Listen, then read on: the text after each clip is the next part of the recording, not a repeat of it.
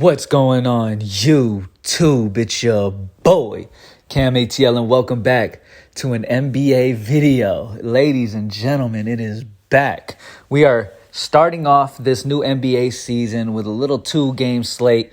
We've got Milwaukee and Brooklyn, and then we've got Golden State and the Lakers. As you guys know, if you've never seen my videos before, I give you guys a high five. I talk about five guys that are my core guys that I like as like the first look going into the slate. And then kind of get you guys on our way. We talk about people real quickly, real briefly. Mainly I plug in the high five. We talk about a few other guys, and then I send you guys on your way. So good luck, everybody. It is only a two-game slate, so go a little chill because the next day we have 11 games after that. But let's start this slate off let's start this season off with a bang. We have been legit in NBA for the last 6 years straight.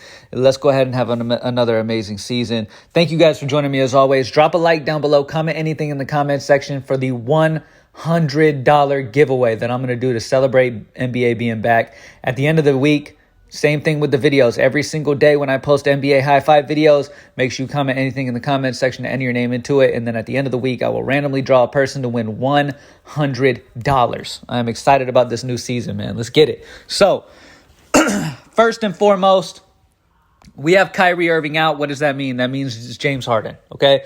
Plain and simple. If you haven't played NBA DFS over the little bit, I mean, when people are missing, when KD misses, or especially Irving misses, there's going to be a lot more ball handling duties for James Harden. James Harden is a fantastic basketball player. I don't have to tell you too much about that. Yes, Drew Holiday is a solid defender, but James Harden can do so much on the floor. And when you take Kyrie Irving off the floor, which he is out because of not wanting to get the COVID vaccine, so because of that, James Harden is going to be doing a lot of the ball handling here. And he is a fantastic play anytime he is in this position. I mean, James Harden is a good play regardless, but especially when you got a guy like Kyrie Irving off and you're going to end up putting the ball in James Harden's hand even more and have him do the playmaking that he is used to being able to do.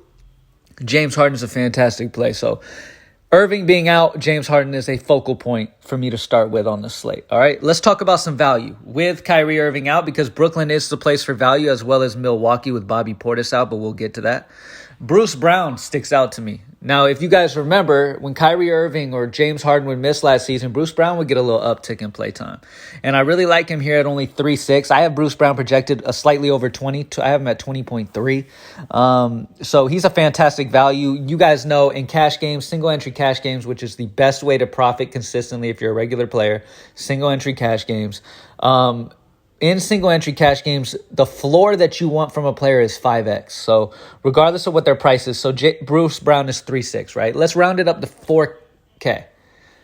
If he was 4K, all we would need is 20 for 5x. I feel pretty comfortable with it. Like I said, I have him projected at 20.3. That puts him over the 5x. I really like. I just noticed his fantasy points per game is my same projection.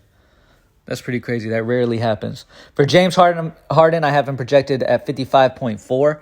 He is 54.3 as his average. So I do expect James Harden over his average on this one, but that's pretty crazy. Anyway, Bruce Brown at 3.6 is fantastic value here. I really like him. Anytime Kyrie's out, he's going to be solid value. He's going to get some good play time.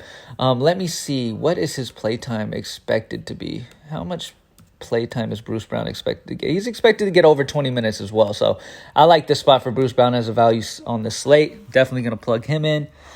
Next up, let's talk about Steph Curry. The chef is in the building. Going against the Lakers. Now, in the beginning of the year, these guys still have to gel, all right? So we can take advantage of the fact this Lakers defense probably isn't full on, collaborating perfectly yet. They're not in the, they're going to be the best defense in the entire league this year, no question.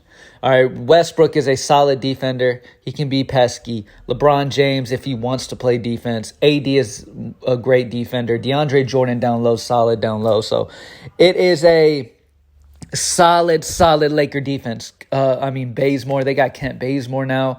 Carmelo's not going to guard anybody, but anyway, Steph Curry is in a great spot here, man. In the game that he did play good minutes in the preseason, he went off. He smashed, scored over 40 real-life points, got like 60-something Draftkings points.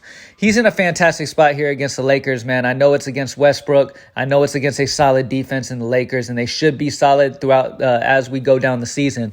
But at the price tag of 9.4, I think that he's pretty damn safe for about the 50 range here. I think Curry's pretty damn solid for the 50 range. I have him projected at 52.3, so that puts him over that 5X threshold of where I'm looking for.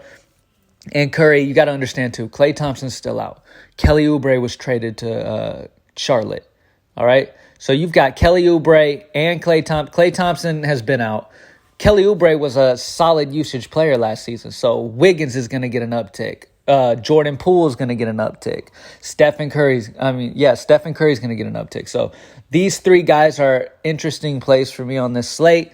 And Stephen Curry for sure. I mean, at the point guard position, here's the problem there. At the point guard position, it's really Harden, Curry, Poole, Drew. Westbrook, I'm still kind of waiting and seeing here. There's so many mouths to feed in LA. That's the whole issue with LA is there's so many mouths to feed. And at 8'6", I kind of have a wait and see on Westbrook right now. I mean, you've got Anthony Davis, LeBron James, and Westbrook on the floor at the same time. It's going to take away from some things. So I'm on a wait and see approach for Westbrook. So I'm not too interested in Westbrook. Maybe GPPs you can, but I'm not too interested in him. I do believe his upside is capped. So Stephen Curry, Harden, Poole, and Holiday are kind of my player pool. So it's a little bit slim pickings at point guard, but so Steph Curry is definitely up there in my plays. So far, Steph Curry, James Harden, and Bruce Brown. Let's go ahead and talk about that value play that I mentioned just a second ago, and that's going to be Jordan Poole.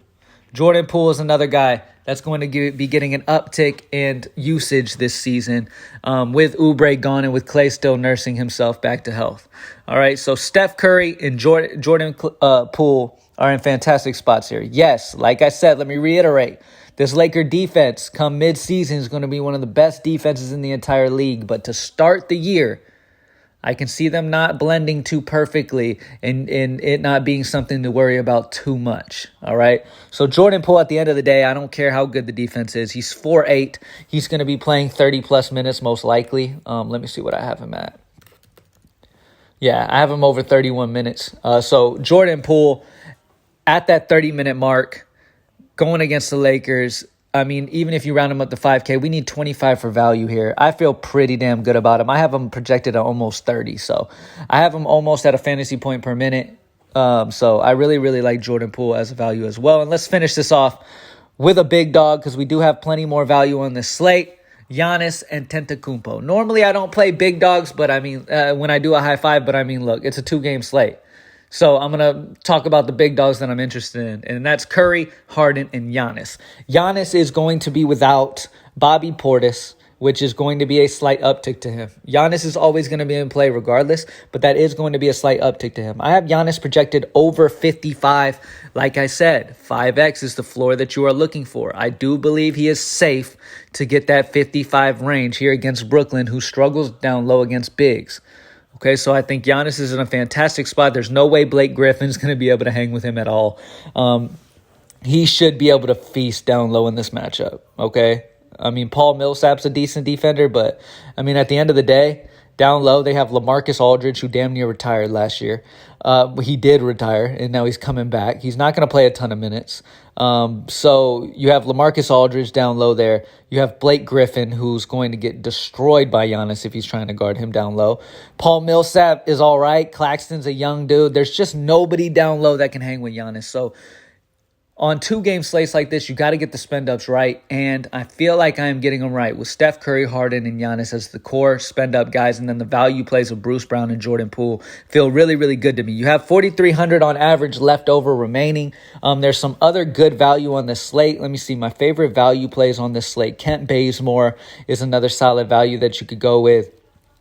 Jordan Nwora at Bearman 3K. With no Bobby Portis, he's going to get a bump as well. Who else? Patty Mills is interesting with no Kyrie Irving. We got to see how Brooklyn decides to play that guy.